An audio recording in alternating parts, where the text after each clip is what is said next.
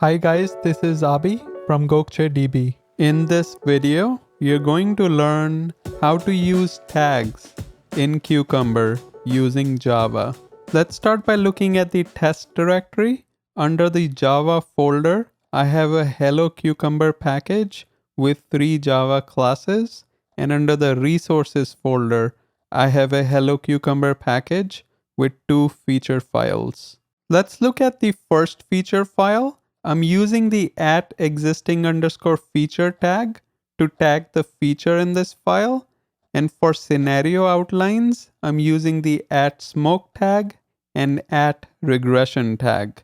In the second feature file, I'm using the @new_feature tag to tag the feature. And for scenario outlines, I'm using @smoke and @regression. Now let's look at the step definitions class.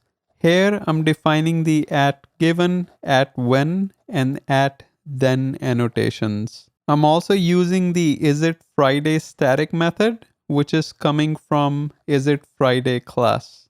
Now let's look at the runner class. Here I'm using the @cucumber_options annotation to define which tags I want to execute. For example, tags equal to @new_feature will execute all tests with the tag new_feature.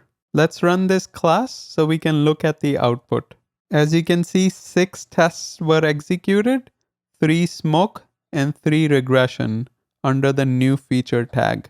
In Cucumber options, if I change the tags to @new_feature and @smoke, only 3 tests will be executed. Similarly, if I change the tags to @new_feature or @existing_feature, now all 12 tests will get executed.